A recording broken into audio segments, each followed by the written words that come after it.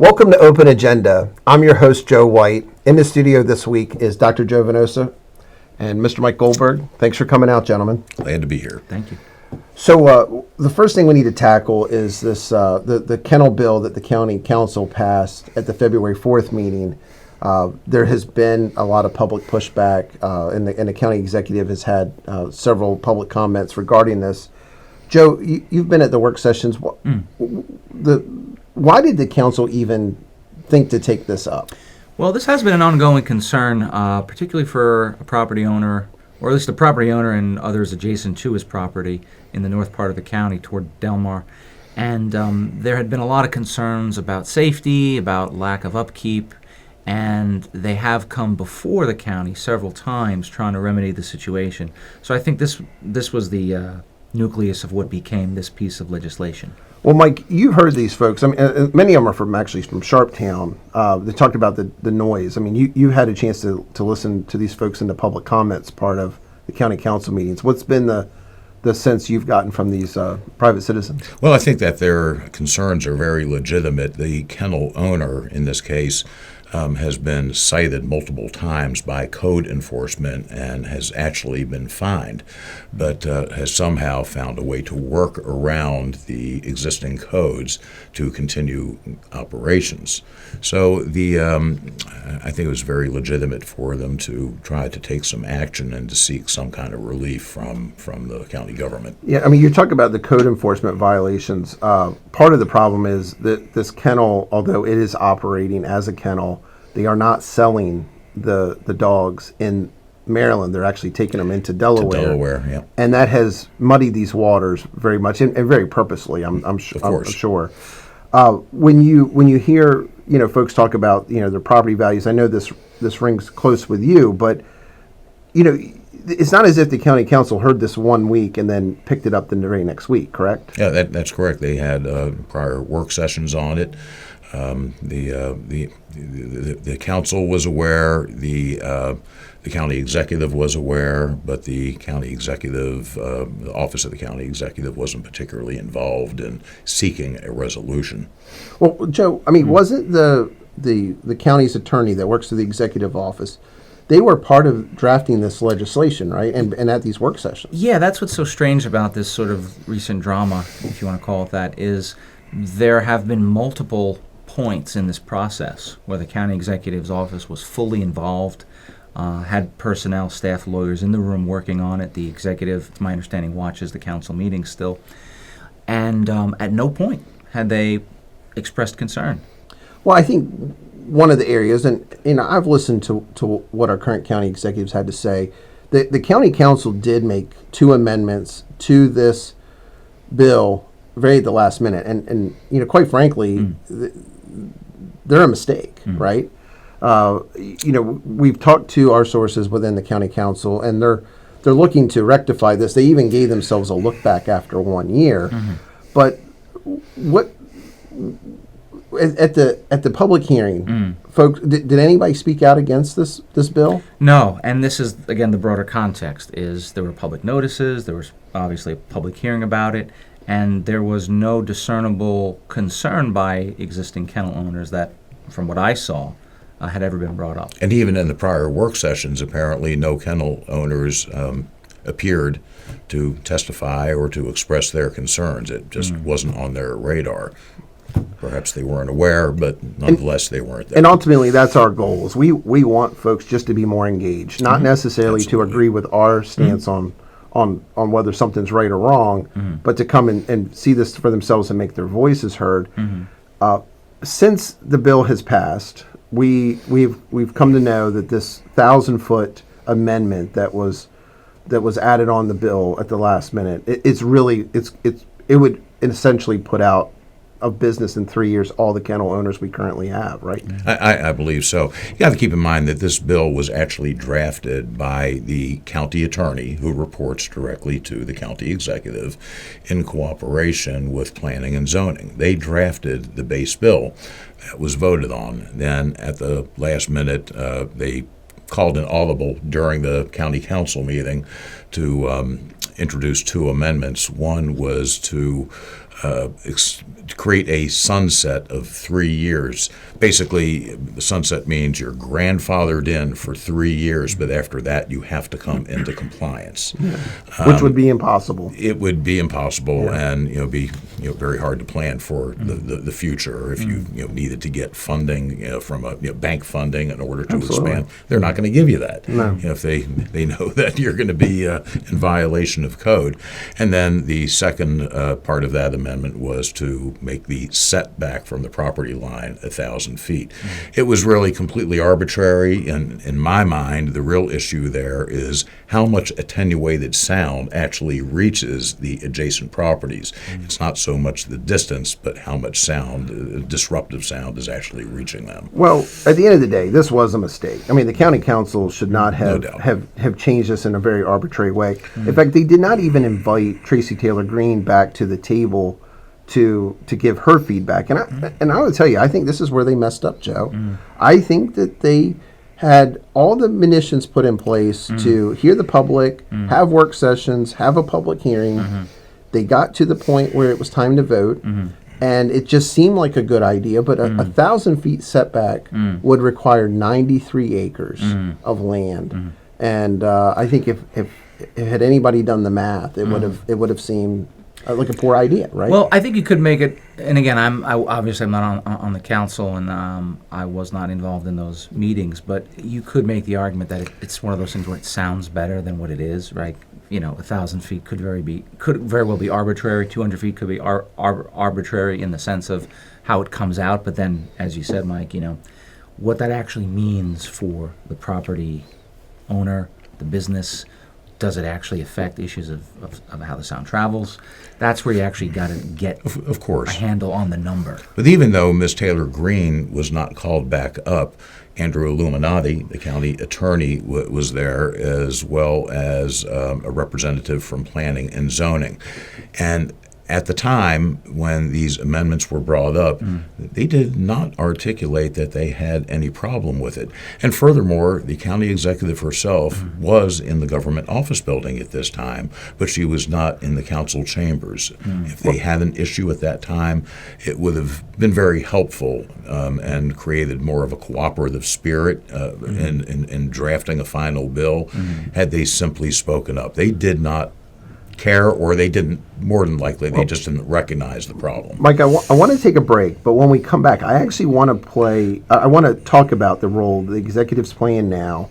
What's the future of this? Because I think as small business owner myself, I'm very concerned about other small business owners, as I know both of you are. They're going to need to have their chance, but where is the process now? So why don't we take a break, and when we come back, we'll talk about that. Sounds good. Great. So stay with us. After the break, we'll actually check in where the county executive's possible veto, as well as the choices that the county council may have to rectify the situation. So stay with us. We'll be right back. Welcome back to Open Agenda. I'm Joe White. In the studio is Joe Venosa and Mr. Mike Goldberg. Thanks for coming out, gentlemen. Still here. Thanks for not leaving, right? So, just this past week, through a Facebook Live video, the current county executive said she plans to veto this bill. She's also said on other social media platforms that she's actually not going to veto the bill now.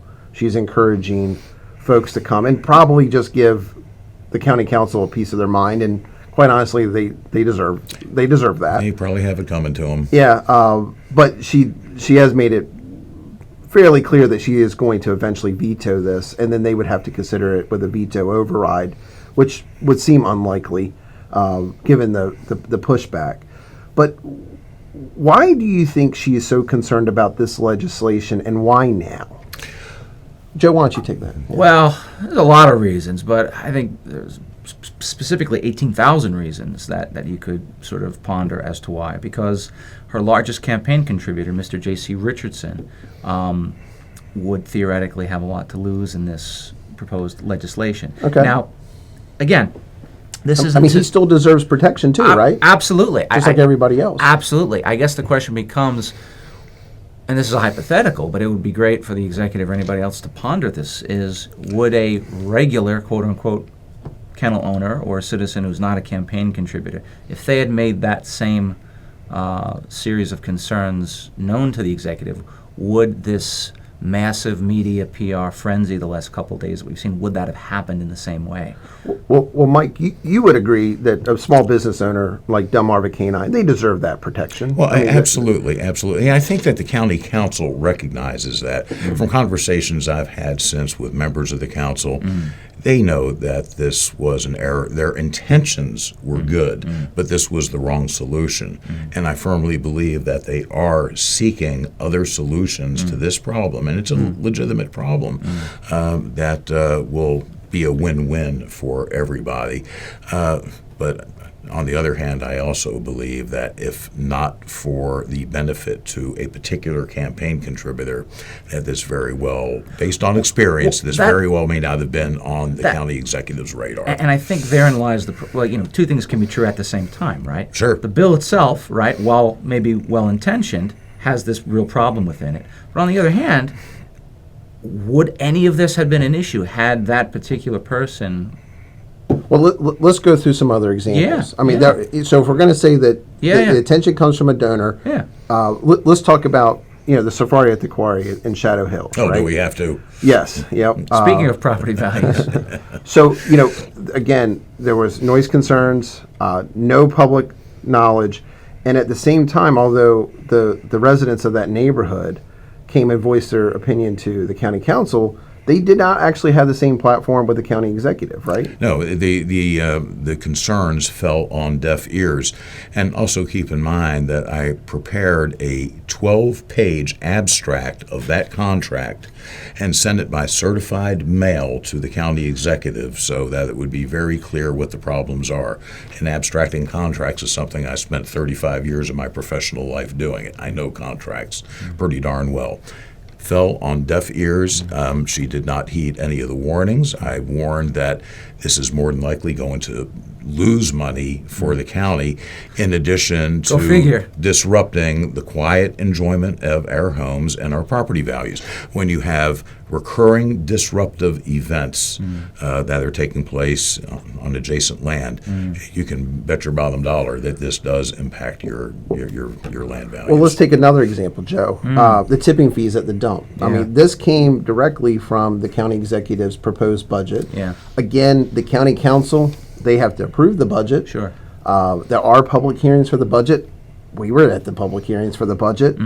But the tipping fees were not discussed in the public forum, similar to this 1,000 feet setback for kennels. Right.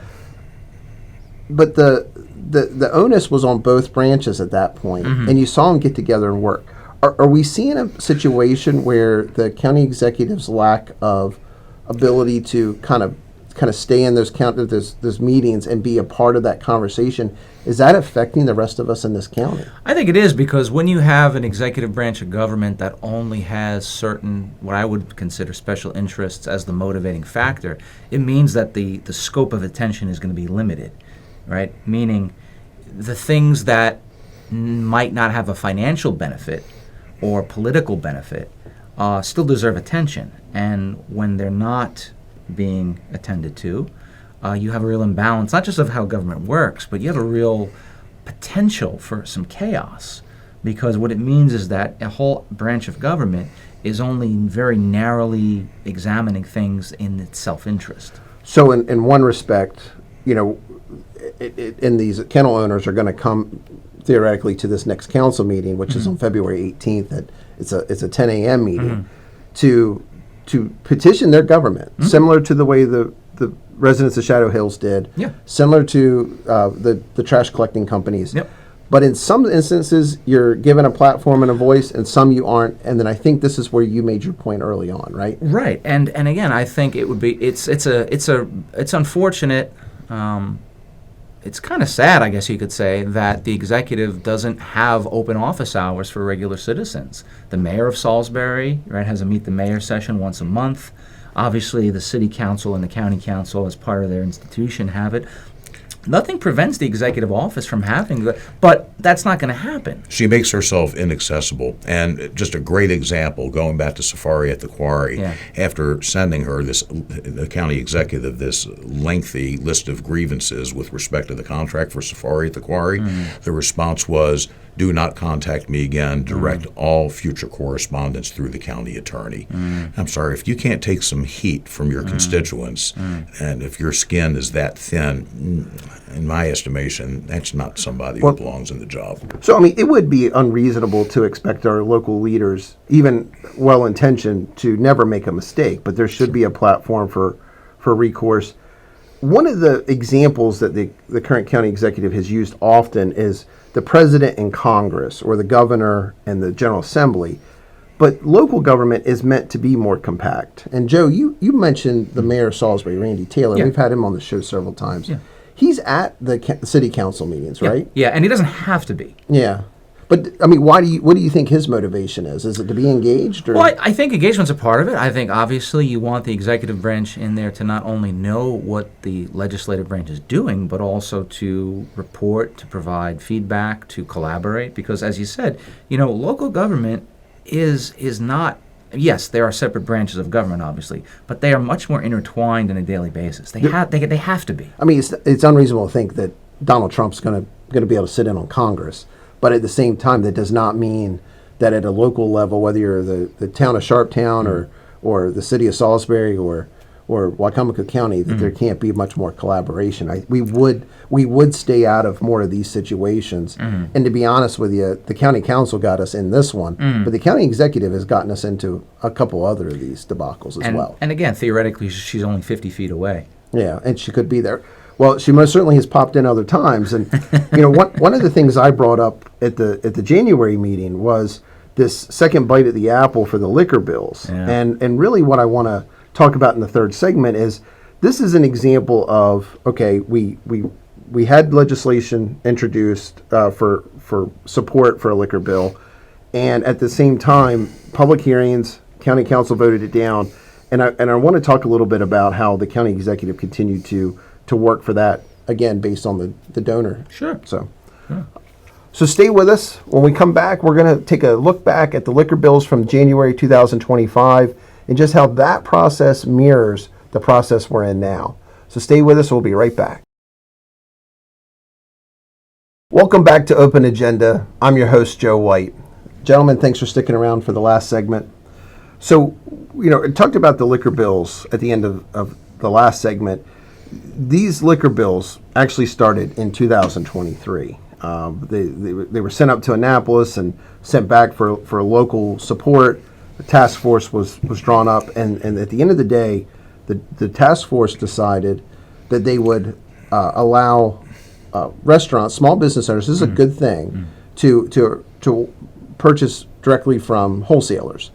The dispensary still stays, but we saw back in September the county executive, despite this win, and I think she deserves a lot of credit for helping to get that going, but despite that, her next three priorities were, again, liquor bills.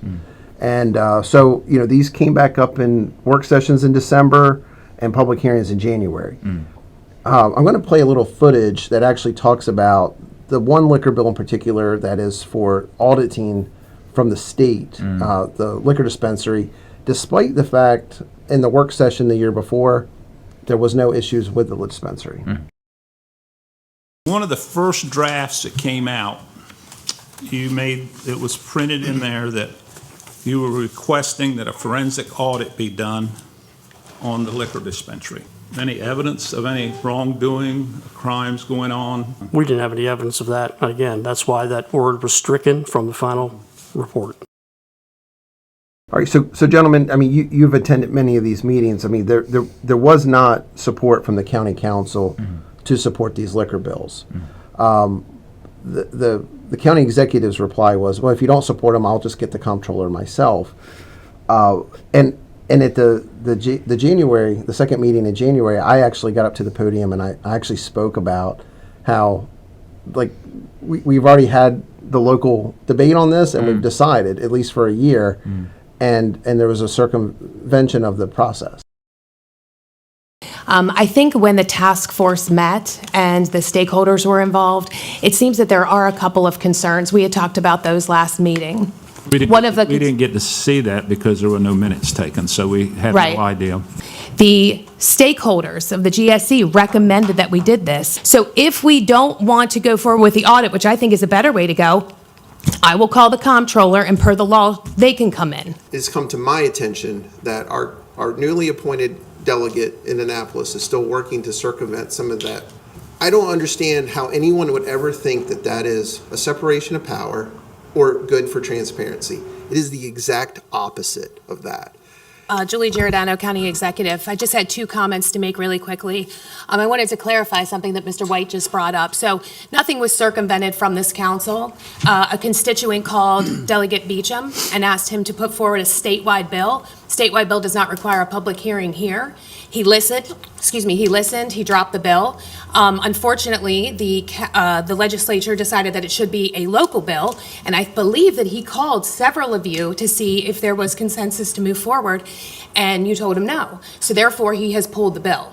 I think this whole discussion about the audit only came as a result of a way to tear down the dispensary system. After the task force, which I sat on, we decided that we were not going to get rid of this system. But it looks like a way to circumvent the system. The executive spoke on her executive exclusive recently about the liquor legislation passed last year and how she was able to open the door and that she was still working on a couple of different angles because Wacomico County has an antiquated and broken system. She stated that she continues to hear from her constituents that they are unhappy with the liquor system in the county, and she was still trying to make it efficient if we are still going to have a dispensary system. Well, the council members have constituents too, and they are reacting to the voices of their constituents.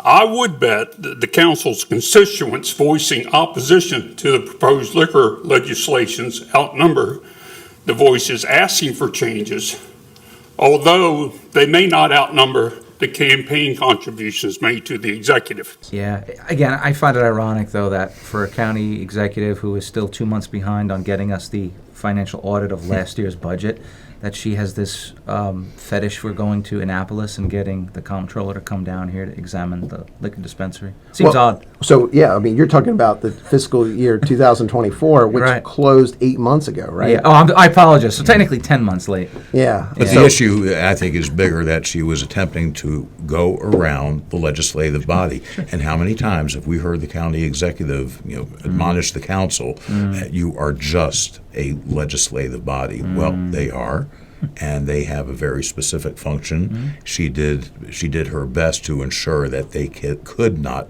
function as the legislative body by going directly to Annapolis. Well, Mike, I mean, Joe brought this up earlier. Again, campaign donor is coming into view here. I mean, there are folks who are closely tied to the county executive who would benefit from this. I'm starting to see a connection here between campaign donors and the legislative agenda for the county executive. How about you, Joe? You Well, see a connection? I think you could make a reasonable argument that people like Mike Brazard, Alex Scott, folks like that, they certainly have a magnified voice compared to Joe Public. And I would say that money is probably a big part of that difference. I mean, I don't even think it's political ideology because no. Mike and I are both very conservative Republicans, which is, the party. Supposedly, so is the county executive. Well, I think not. Yeah, and honestly, you're not. You have a different political take. And as we have sat around the table on and off camera, we've debated many times national policy, although we don't cover that on this show, state policy, city policy. Not everything comes down to being a Republican or a Democrat. Actually, right? locally, it often doesn't. Should it be taken out? I mean, when you walk in, as I do as a Republican, into a county council meeting, when you look up there, do you often find yourself agreeing with both or either side or disagreeing with your own party? Well, to the point that Joe was starting to make, I don't think on the local level that party affiliation has very much to do with anything.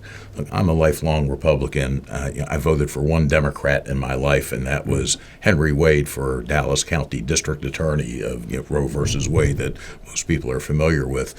But on the local level, even though Joe Venosa and I were kind of on opposite ends of the political spectrum, and yet we have found an enormous amount of overlap, a middle ground where we agree on many things. And so it has nothing to do with our parties. It has to do with our concern for the health of our community. And we both have a vested interest in that. And also because it's tied into, I think, the functionality of a compact government. Right? Because you have to work more intimately. It actually makes those shared concerns theoretically, more substantive. I think there was a time when being a conservative meant for sure that you were in for small government.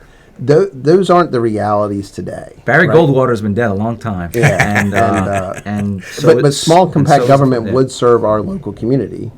Well, and again, I think what a lot of people realistically, whether they say big government, small government, efficient government, medium government, they tend to want it to work. Well, so let's talk about the work. Fiscal year 2024 budget the audit, is still not out. Our goal is, for the show, is to get people to be active in the community, and we're coming into budget season. People are going to start to notice those things when the budget season really, happens. And at this point, it's that budget audit from last fiscal year, it's 2 months delinquent at this point. 2 months. And we don't know when it's going to come out because we've asked. We have asked our elected officials when it's going to come out, but we're awaiting additional information from what I understand from the finance department. Are they simply not being cooperative? Are they intentionally withholding this information? But how do we look ahead when we don't know where we've been? Well, and so the budget for fiscal year 2026, which would start July 1st, is due to the county council on April 15th. Okay, that is roughly 60 days away, and in that period of time, there also has to be revenue projections done. Joe and I were joking, it's like you're all dressed up on a Friday night. You don't know how much money's in your bank account. You don't know how much money you're going to make next week. And you're supposed to decide if you're going to go out and have a hamburger or a steak. How are you going to do it? I don't know, but you are dressed rather nice, I have to say. So are you. I think the face helps, but I appreciate it. I tell you, I think always taking a chance to just up your professionalism is always good, right? A little bit. Well, gentlemen, we are going to continue our mission to get more people involved in their government, not necessarily to follow our dogma, but also, to cover the budget process, which is right around the corner, correct? I was harping on dogma with dog, given the nature of it. Well. You missed a good dad joke It there. was, but it was very unintentional, so. Yeah. Well, I do hope people will pay attention. It's very important to exercise your right to vote. But if you're going to vote, you also have an obligation, and that obligation is to make a reasonable effort to be as informed as you can. We hope that this show is helping the public, be informed. But pay attention. Don't fact check this. Please feel free to fact check us. Look at other media outlets. I won't mention any in particular, and see what the difference is, and see who the adults in the room ultimately are going to be. Well, the public's going to have a chance the next few months to really see just how their government can serve them, trying to get through the budget season and ultimately do the best they can for the taxpayers. So, well, thanks for joining us for this episode of Open Agenda. We'll be back next week with another new episode. I know what I'm doing, man.